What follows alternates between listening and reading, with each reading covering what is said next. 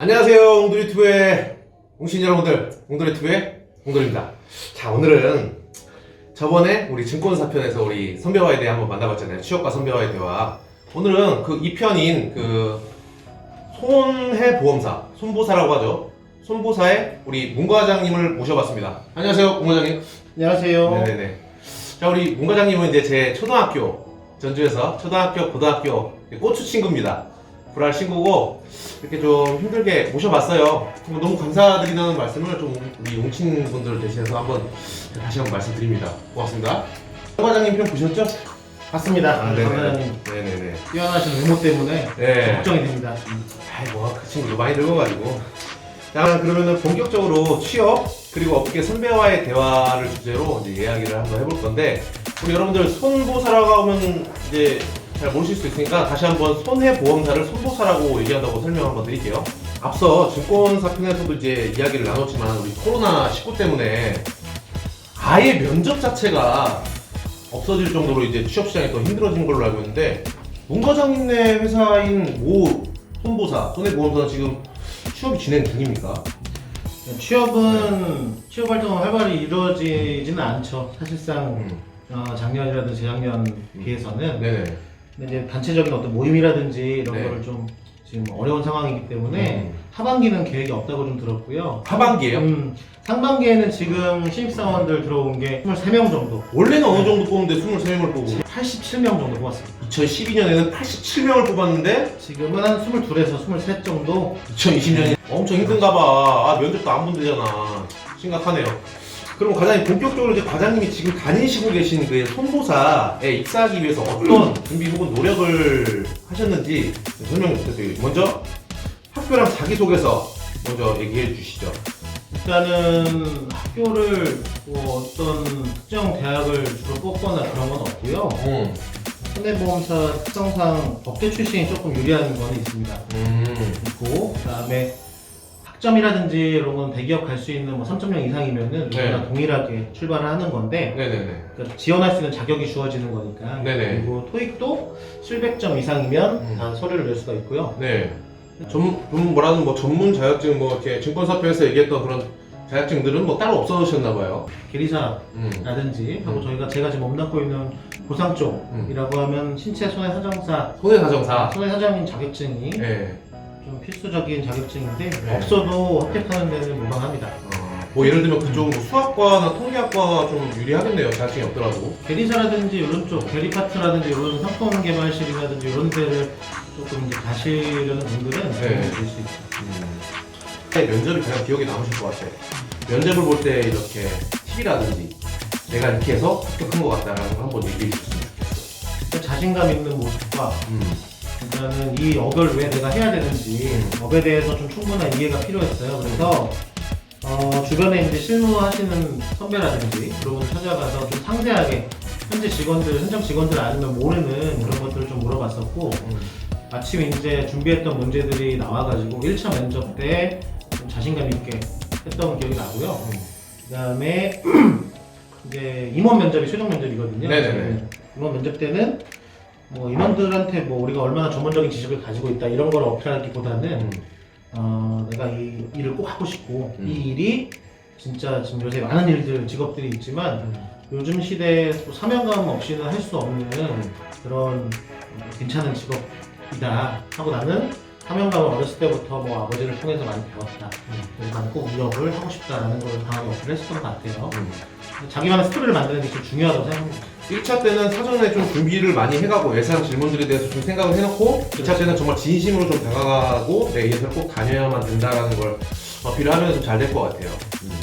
그리고 영어 점수는 뭐 아까 지금 말씀하셨듯이 뭐 우리가 흔히 말하는 뭐 토익 같은 경우 900점 뭐 이상이면 되게 높은 점수다. 그리고 토스, 그다음에 오픽 이런 것도 뭐 레벨 뭐 어느 정도 이상이 많이 왔다고 해서 토익만 점수 가지고 계셨다고 하셨죠? 저는 토익만 넣었어요. 그 몇 점 정도 되셨죠? 저는 뭐 지금 거의 10년 전 일이라 네네네. 기억은 잘 안 나는데 한 800점대였던 것 같아요. 800점 대? 900점대는 뭐 넘을 수가 없었고. 그리고 증권사 편에서 얘기했듯이 토익 점수 그렇게 안 됐는데도 이렇게 승승장구 하시게 취업을 잘 하셨네요. 보험사에서 영어로 네. 뭔가를 할 수 있는 그런 게 많지는 않아요. 그렇죠, 사실. 특히나 저같이 뭐 보상 서비스실에 근무하는 현장 직원들은 네. 실상 뭐 외국인 만나서 하는 경우가 많지만 네네.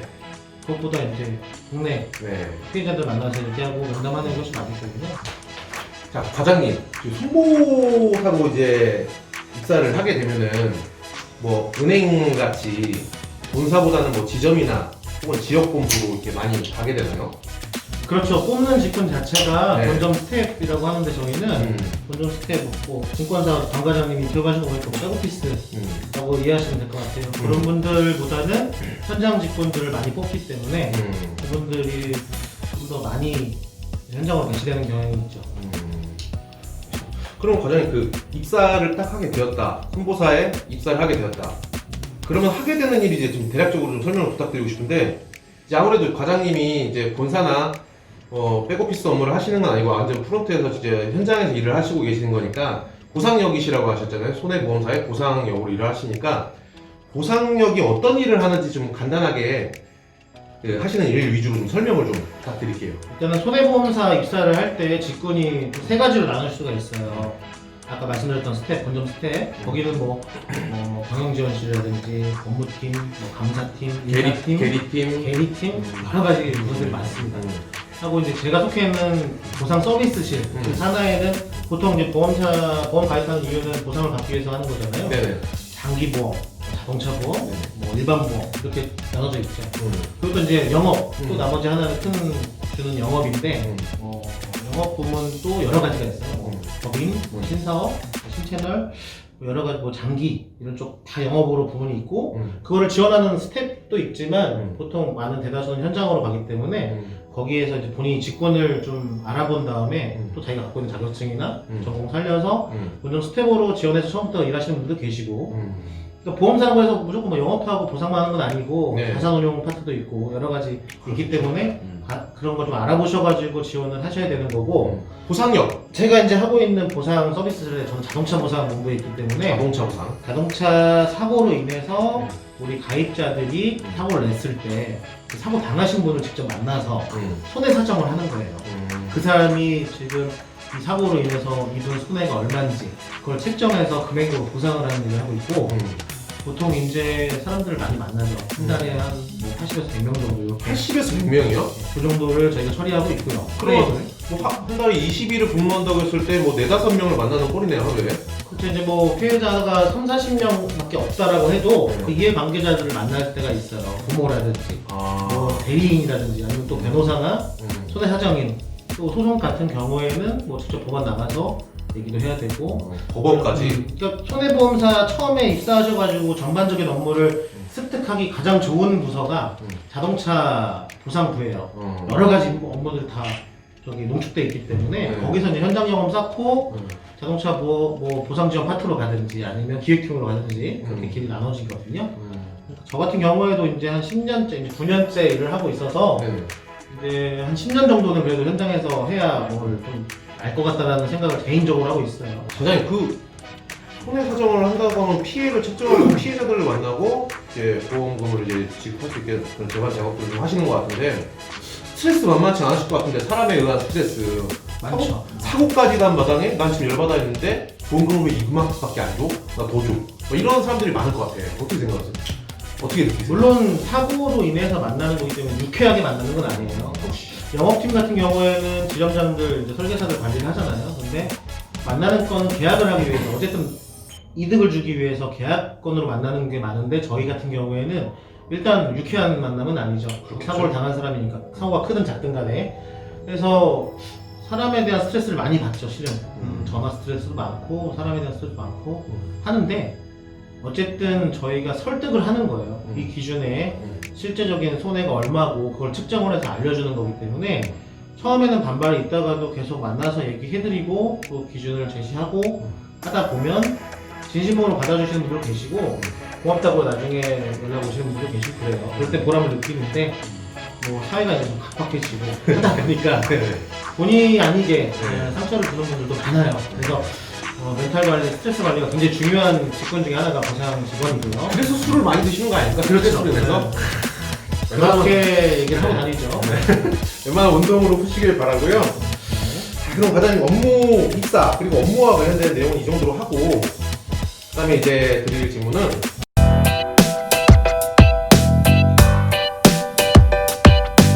답변을 하셨네요. 이런 금융사 중에서도 연봉이 상위 클래스다.